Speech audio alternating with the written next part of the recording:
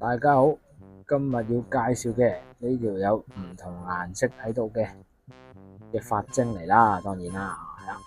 咁咧呢條係咩咧？其實叫做彩髮晶。咁呢條嚟講個晶體超級靚添啊，好似玻璃咁靚。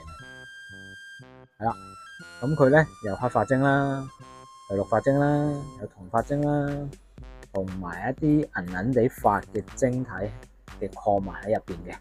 係啦，咁所以咧佢嘅功效都比較叫做齊全啦，有唔同嘅功效喺度先。咁可以招財啊、聚財啊，咁辟下邪啊都可以嘅，同埋提升呢個自信心，同埋加強呢個決斷力啦。咁有埋綠髮晶，加埋你個事業運嘅，係啦。咁所有嘅正偏財都會喺度噶啦。咁呢條嘅顏色都幾特別嘅。如果我拎上嚟俾大家睇咧，佢有帶少少銀啊、藍啊咁樣嘅色嘅，係啦，幾特別，幾靚。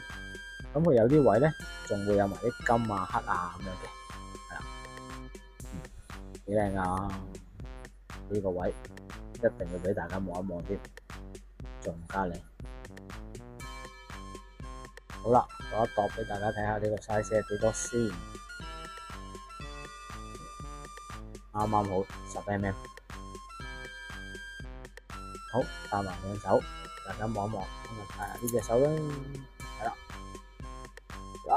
戴上手仲加清仲加靚，咁店主咧就因為咧戴落去襯翻隻錶好似幾靚啫。平時咧記得戴翻左手先可以吸勻嘅，除非你想帶走一啲負能量啦，咁樣我哋先會戴翻上右手嘅。